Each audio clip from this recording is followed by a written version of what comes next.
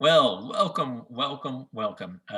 You've just watched Triggered, and if you're not at least a bit provoked by that content, I don't know what's wrong with you.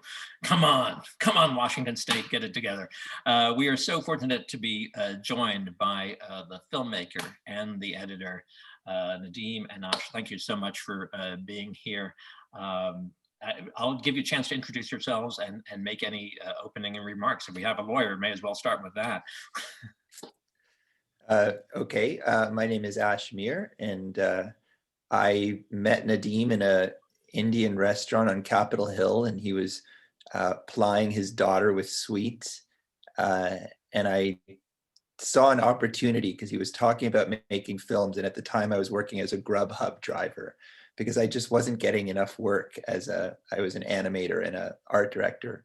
And he started talking about this pile of 10 years worth of footage that he had. And my mouth just started drooling. I was like, I was just dying to look at 10 years of footage of anything. That just sounded like so much more interesting than delivering food to people, though I liked delivering food to people. Nadeem, do you remember that meal as well? Oh yeah, very well. I mean, of course, my daughter was had enough gulab jamun, the Indian sweets, that day, but it was really a fascinating interaction with Ash that evening, and that sort of led us to a long friendship and a sort of a very intimate relationship in terms of making this film on Charlie, because making film is like you really have to sort of devote. You become like a psychiatrist for really someone. You have to analyze the person. You have to look at the content, and you have to sort of see the value it gives to all of us. And that's exactly Ash and I started the journey to make the film on Charles Krafft. I think that's a very good analogy, but unlike a psychiatrist, you don't get paid and you don't have access to the drugs. But otherwise, it's a very fit thing. It's interesting. There's so many documentaries now that are made sort of, ripped from the headlines. They become sort of immediate, spontaneous docs about something. This is the opposite of that. This is something you've had in the works for a long time. And frankly, even before some of the controversy around Charles Krafft really took off. So Nadeem, what drew you to craft work, as it were? Well, my introduction to Krafft was over almost 21 years ago, when a bunch of Seattle artists as a collective went to India to document the largest human gathering called the Kumbh Mela. And that's how I briefly learned about Charles Krafft, just meeting him in our common guest house and interacting with him. I wasn't aware of any of his work. That means upon my return back to Seattle, I started, visiting him more as a friend, and sort of had a bit of a camaraderie, and started sort of looking at his work and just documenting his events in Seattle, and documenting his important work which he was making in his house in Beacon Hill, in his basement. Very sort of, in an organic way, no intent of sort of making a, film later on, but just my own sort of curiosity I was drawn to his, this very dedicated, tremendously humble human being, to sort of, interact with him. And there was no shortage of stories with him. You have to be honest that he's not just humble, he's incredibly entertaining. Oh my gosh. He was an unbelievably entertaining person to spend time with. And he spared no expense to keep you entertained. No, I mean, there is no shortage of provocation. There's no shortage of history. I mean, he was well read. Means he read about, I was actually few occasions I was ashamed of sort of not knowing my own history in India. And he will bring very obscure history, and sort of trying to, somewhat educate me and give me references to read articles and books, on sort of this forgotten history of India and such. And so I think the intricacies, his sort of this very humanistic perspective sort of drove me further and further and documenting his life. But I think till like 2013, I was filming him off and on until I moved back to India. And then where this article came out, Jen Graves' article came out about him. And so there were, Warren, I could say, there were not a moment where I could say I can put my camera aside and say, well, I'm done with this film. I couldn't find a closure. The story was getting more intense and getting more interesting, getting more content I was developing. And then after the controversy, means there was no shortage. Means then it's like a floodgates open with more material and controversy sort of added more fuel to the already very, very controversial character. Jen Graves is a gift from the gods for a documentary filmmaker. Thanks to her, right? I wanted to film her and also get her perspective on Charlie Krafft after the article came out, but I think she never responded to me for an interview. And I don't know if it's good or bad, but I made an effort.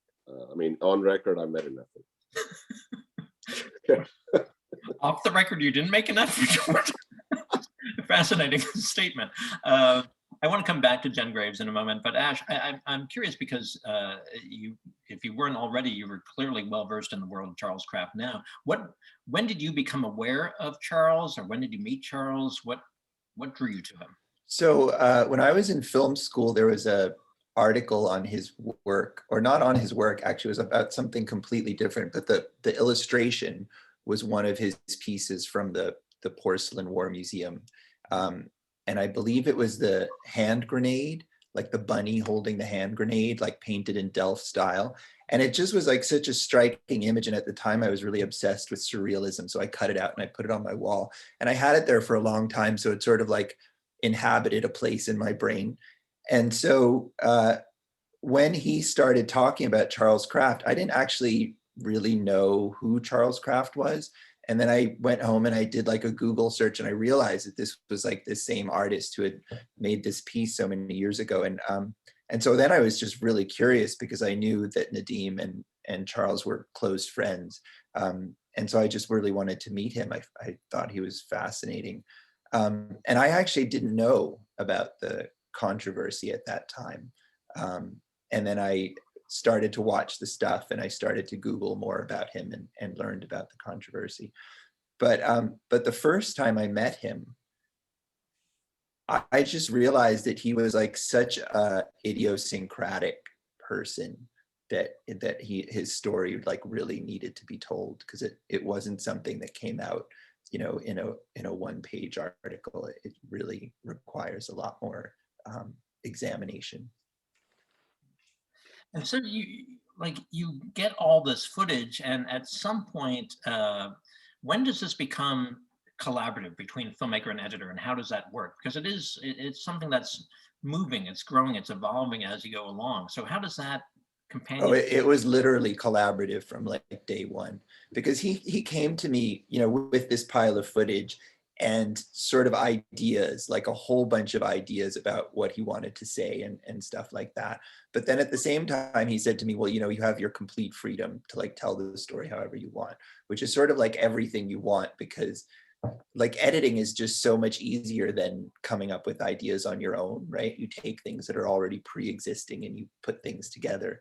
And so it was nice that he sort of already had vision. So even my concept was edited from ideas that he had. And then we also brought in footage from two other filmmakers who had tried telling a story about Charlie Krafft at one point, and sort of they all sort of petered out at some point. And I think it had something to do with the fact that there wasn't a Jen Graves type incident, right? Because Charles Krafft, since his very, first day as an adult, is trying to piss people off, right? He's trying to find some way to piss people off. And he finally found the one thing that pisses the most people off, right? And yet he doesn't get the reaction that he really wants, right? It's localized, the reaction, and he's not embraced by the sort of pokers of the world, which is what he wants. He wants the people who poke fun at authority to embrace him, and they don't, right? Which is ultimately frustrating. But all those films, right, were waiting to have that moment when he would do something that would piss people off enough to make a big story. And none of them really had it. But as soon as I saw those sort of earlier pieces, and then speaking to Nadeem about what he wanted to say about this person who was repulsive in some ways, but also incredibly lovable and incredibly loyal friend to Nadeem over all these years, and to just sort of humanize him a little bit. And then at the same time, when we went to meet him, I said to Nadeem, I'm only working on this film if he answers this page of my questions that I have about it. And one of them was, how do you actually see this playing out? Are you gonna at some point reject, your former beliefs and be embraced by the world? Or are you just gonna stay being, shunned by everyone? And he said, no, this is what I really believe. This is the truth. I'm telling the truth. I don't wanna have to go back on what I believe. It's really important to me. And I realized then that something had changed in him at some point. And I personally really believe it had to do with the tumor, because he was not, if you see the earlier footage and you see the later footage, he was not the same resilient intellect that he was later. I mean, that he was earlier in the later scenes. In a way, he sort of became sort of self-righteous about his beliefs. I've thought about this, you should respect me for them. And I realize in my own life, me going to law school at the age of 50, right, that as you get older, this desire for validation by the rest of the world and people to take you seriously, that becomes quite important. And I think for an artist like Charlie, that was quite important. Well, I think I want to step back, and we'll ask, I guess from now I'll call you Dr. Nadeem, psychiatrist. That it would seem like we can't overlook the possible impact of the tumor. But prior to the tumor, Charles is sort of a confounding individual, because it's hard for me to get a handle on how deep his convictions run.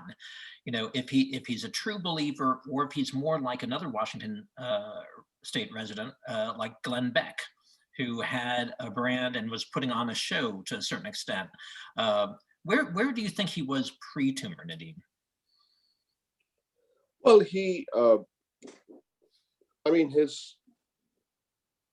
his fascination with World War II history, and his fascination with some of the conspiracy theorists, and sort of this rabbit hole of conspiracy theories. He was deep into it.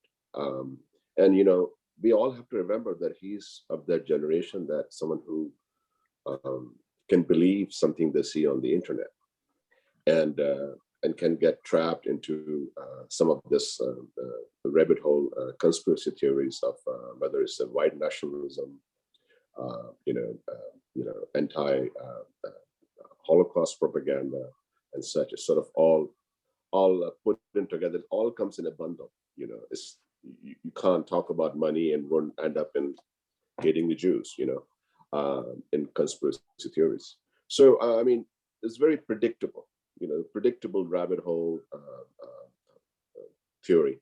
And I must confess that he, over the years, he did talk about stuff which I found kind of uncomfortable, Indian history itself. Told me once, Gandhi loved having sex with goats. Do you know this? So it's he's making all this very absurd statements to me. I did find some of the stuff offensive, but it's just his overall quest to, of course, like Ash said, upset people, and make them kind of uncomfortable, and so perhaps maybe provoke them, for a better word, to learn more about themselves or about history and how disturbing it may be.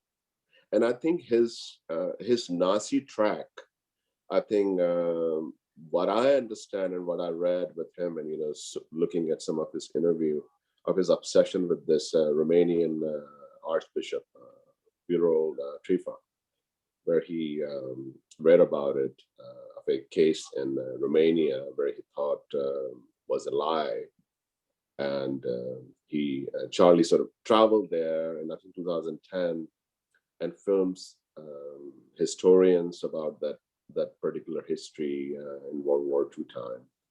So I think you can sort of see, yes, he had some of those tendencies, but it became very obvious after this article came out, and he got more upset that he was accused of being a white nationalist Nazi, and then sort of he just went full blown. And I think I think his anger, he was provoked and he was angry, so he followed the other path. And I think the people such as the white nationalist organizations and individuals sort of took advantage of his beliefs and sort of started supporting him, and sort of he became sort of this spokesman, I suppose, and as an artist, and talking more absurd white nationalist theories, and which there are moments where I felt very uncomfortable. And you felt uncomfortable just sitting and talking with him and holding those ideas? Yeah, I mean, his idea of pure ethno-state nationalism, some of those things, is so much in our culture right now, which certainly were very uncomfortable. At the same time, his idea of, I mean, he didn't pose any threats. This is the other thing. Charlie was not like he will have millions of dollars raising money for the white nationalist movement, or people will watch, or people will sort of started like this like funding nationalist organizations and such. I think he was not really any threat, but I think his thinking seemed rather difficult for me to even digest, of a person, a Muslim Indian immigrant. Sometimes was a little bit difficult to digest. But after all, he would say, "Hey, would you like to have a cup of tea?" And he lived in Beacon Hill. Means the irony with Charlie is all over the place.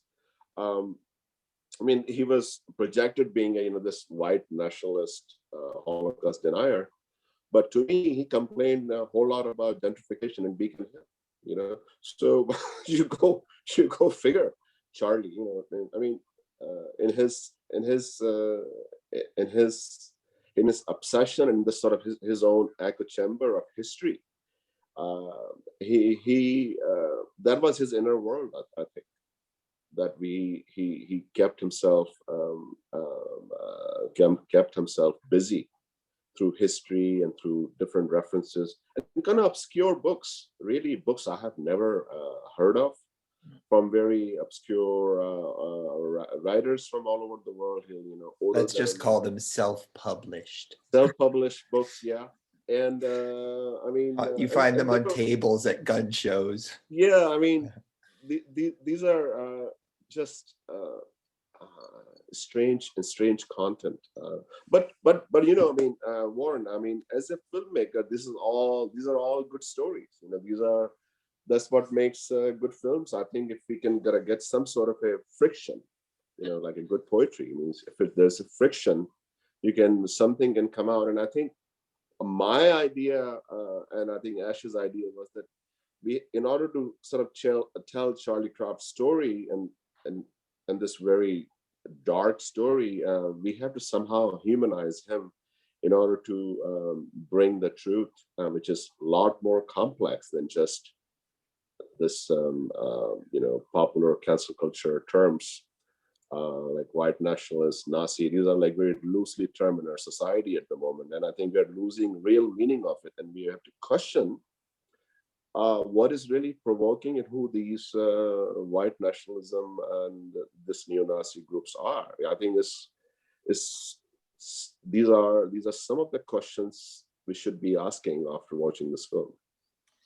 Well, there are plenty of questions to be asking after watching this, and you mentioned, like, the need for friction in storytelling, right? That creates a drama, and it's an interesting thing for me because no matter how we interpret Charlie's motivations, provocation is necessary. Whether you're a filmmaker, I consider myself a storyteller, and I'm recovering stand-up from years ago. You need to provoke an audience. You need to get them to think. Do you think anything is permissible in that guise of getting people to think more? Ash, would you like to answer that? Yeah, I definitely think anything is permissible. I think by setting up sacred cows, society sets itself up for people like Charlie Krafft. I mean, as long as there are windmills, people will come tilting at them. And it worries me that that we're now finding that so uncomfortable, because like history, right, is littered with, Lenny Bruce and any number of people, Socrates, who, challenge authority and then are shunned by society. And I think why I liked this film is it sort of tells how someone becomes like Charlie, because he sort of, right, he gets sort of excited about the graphic design of the Nazis and the Nazis as a sort of just a cool, dark thing. And you look at his life, right, and he spent his entire life trying to find something that felt like a real pursuit, right? Like, was it religion? Was it, the occult? What was it? What could he do?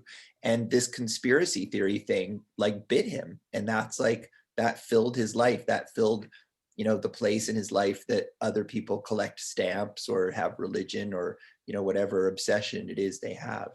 And I think that's really instructive for like today, because it's so easy, right, to get on the internet and next thing you know, you're an ISIS soldier sort of thing. And I think it's really important that we understand that particularly baby boomers are really vulnerable to it, like really vulnerable. They get so excited about the idea of finding some bit of information they didn't know about. Nadeem, I did you want to totally lost my track. That's okay. No, Nadeem? Okay. So I'm curious. We alluded to Jen Graves, and I actually don't want to give her too much time. But I've always been fascinated by this idea of, did she write that piece knowingly, as you have referred to it, Nadeem, as a hit piece? Or was it just something that made good copy and she had a deadline? I mean, what I understood from Charlie that she was okay. The behind. Going a little bit back on how she found out about Charlie being this Holocaust denier and sort of all of his whole white nationalism theory. Somehow, according to Charlie, his Facebook account was hacked by someone who didn't like Charlie, and he had some of this, ultra-nationalist supremacy, neo-Nazi ideology, and wrote some disturbing comments on Charlie's Facebook account, through Charlie's Facebook account. And Charlie later found out somebody wrote using his account, and he didn't censor him. He said, "I don't believe in censorship. I just let it slide." And somehow that post and information end up into the hands of, through some artist in Seattle, into the hands of Jane Graves, and this is how. Wasn't it a professor? Yeah, somebody informed Jen Graves that Yeah. you should be outing Charlie because look what he's writing about, white nationalism and neo-Nazis. So, and Charlie being such a First Amendment proponent, he didn't delete those posts, and I think that provoked him. Then the article provoked him further. He was embroiled by it.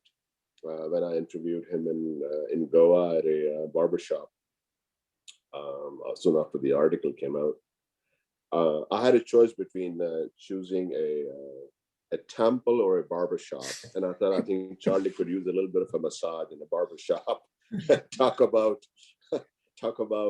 his outing in the Seattle art community. What I was saying. So I think this is sort of a backdrop into the history, a little bit of a story about the article, really. And I mean, as I understood, and I'm sure we all know, and I think he got further provoked to being really angry at the Seattle art community. And I think the film, I think our film somehow encompasses some of this trajectory of the Seattle art community and the critics and the Charlie. I think the film is not about Charlie. It's really about the tussle between the art community and Charlie. But it's not about really him, if you think about it. What do you say, Ash? Yeah, I mean, I think Charlie is definitely the thing we spin off of, but it's lots of different stories about, I guess, about how we feel about Seattle culture. But I think I found really interesting about the Jen Graves article is it was literally like 1960s counterculture meeting 2020 counterculture, right? And in the 1960s, it was all about, leave me alone, whatever I'm doing is cool, man. And in 2020, it's all about cancel culture, like, right? Like you hold some belief that I find abhorrent and I cannot stand that you're in a position of authority. Because like Nadeem said, she didn't go looking for this story, right? It wasn't investigative journalism. It's someone sent her a tip and said, you should do something about Charlie Krafft. And then I think she called him and literally said to him, do you deny the Holocaust? And he said, yeah, I think it's overblown. But he would have said that about anything. She could have said, do you deny that, Jesus Christ is Lord? And he would have said, yeah, I think that's overblown too. He just really wanted to piss people off. Well, they both got what they wanted, sort of out of the whole deal. Mm-hmm. Pretty much. I mean, Nadeem, it's interesting to me that you've explained how you got to know Charles, but just having met you years ago with your filmmaking, and I think the first film, because I think I did screenings of both the Bhopal doc and the Kumbh Mela doc. Bhopal, that was not a small subject to take on too. You don't mind being provocative. No, not at all. I think it's just something in me also. I have picked up subject matter which somehow something I learned from it in a very in a deeper sense of my own person, but also I think something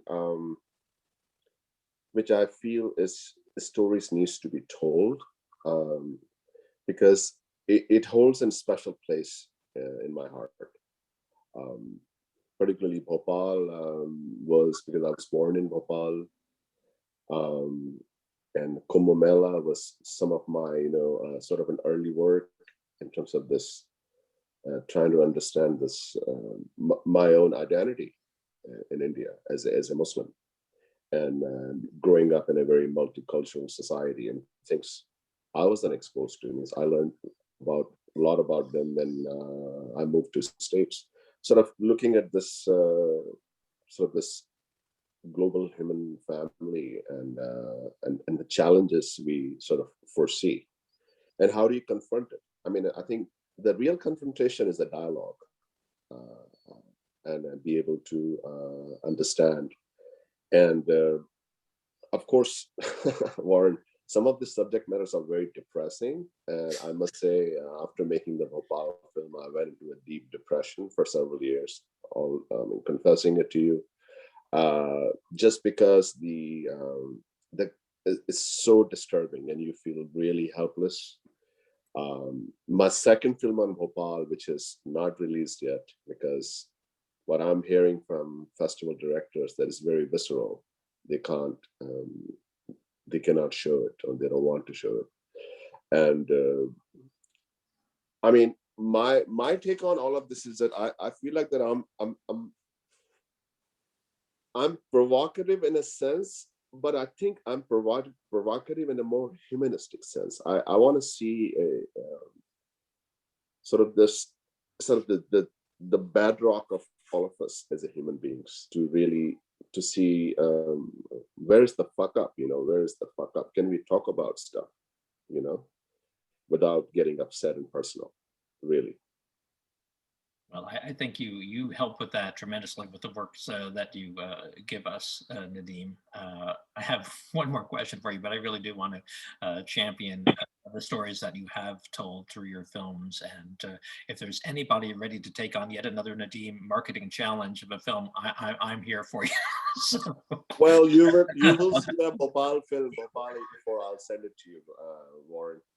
And Ash has edited the trailer for it, and I mean, I'm challenging all programming and film festivals to please take on this film. I think it's once again, it's a very visceral account of the film, and it's an important story to be told in our times, because corporations are running away with profits and killing millions of people all over the planet. And I think we can at least be aware of what they have done in the past. It is such an appalling story of corporate malfeasance that I'd like to think it's one of a kind, but it certainly isn't. But it is a tremendously terrifying one. And as I have no sponsorship from Dow Chemical, I think we're fine. But you are brave. But Warren, you are brave. I know you have shown the first Bhopal film at SAM. So yeah, I thank you for making that public here in Seattle. I love to poke too. But here's my final question about Charlie for you. Like, unfortunately, Charlie passed away last year. If he hadn't, he seemed like he was on this search, and I think Ash, you said it sort of directly that seeking this validation on some level, and clearly he went through many different ways of expressing himself. Do you think he would have moved on to something else? And do you think validation was ever possible for Charlie? Mm-hmm. I think he definitely would have moved on to something else. I mean, he was never happy with where he was. He always wanted to do more. And actually he was somewhat frustrated about how much people were interested in the Porcelain War Museum project, because he wanted to move on to something else. And I think that's partly what seemed to drive him into doing more of the Nazi work, is because it sort of overshadowed the past work and enabled him to do something else.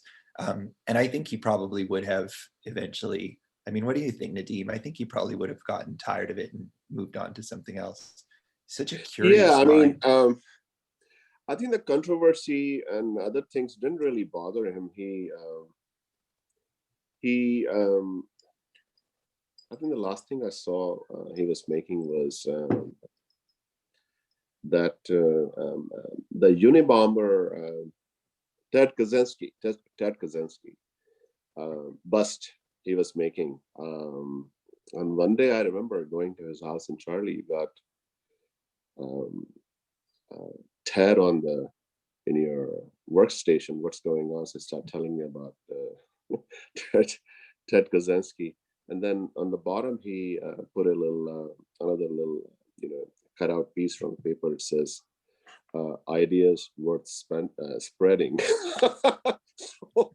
so he had this little TED, like the TED Talks, and then he put "ideas worth spreading." So I mean, the provocation and the humor and this satire with Charlie, to me, is, I don't know we will ever see another Charlie who could really had this very intelligent humor all along, and he was always creating. His mind, like I said, his brain was in his own world. He's always creating something, and he's always sort of working on new ideas, and renowned and respected world over. I mean, because after he was outed, I think he was getting canceled in Europe and Japan and in Switzerland. I think the last thing was he was thrown out of a show in Switzerland about ammunition, or World War II ammunition, of his porcelain war museum. So I mean, Charlie, I would say he would be making art. He would be, with all the Trump agitation right now in DC, he must have some lots and lots of work underway in that regard. It means he has no shortage of ideas. I like to think he'd be making balloon animals for pedophiles, but that's just a thought. I don't know. Anyway, if people want to learn more about not only Charles Krafft, but about Triggered itself, where should they go? Well, they can log into the dedicated website, which is charleskraftfilm.com. And we are still needing finishing funds. We still need to pay our sound designer, who's also famous Seattle sound designer. Ash, would you like to add up? Wait, you're paying someone? Oh, well, and you. No one is paid yet. That was recorded too. What a gouge. Yeah, I'm taking you to court, buddy. Warren, we had few people to make project to move forward so far. Really, but it's also sort of a labor of love, really, at this juncture, because can you imagine raising money on a so-called in our time on a public crowdfunding site will be impossible. I mean, I'm sure it'll be shut down the next day. So those are the very real challenges for this doc. But I think if people want to donate, they can send me an email and I can send them a private account information, but which is on charleskraftfilm.com. Well, I want to thank you so much for completing a film about Charles Krafft, which others had tried, but you too really succeeded. There's tremendous food for thought throughout Triggered. I like to think that Charlie would be delighted by the fact that it's a Jew and a Muslim discussing his work, right? There's some strange. No, two Muslims and a Jew talking about Charlie. So he'd be thrilled. But I really want to thank you not only for Triggered, but all the work you do. The note I always keep for myself is that I don't care what people think. I just want people to think, and I think that's exactly what Triggered allows us to do in terms of the life and art of Charlie Krafft, but also about Mr. Krafft himself. So thank you, Ash. Thank you, Nadeem. Great work. Thank you very much. Again. Thank you, Warren. Thank you, Warren.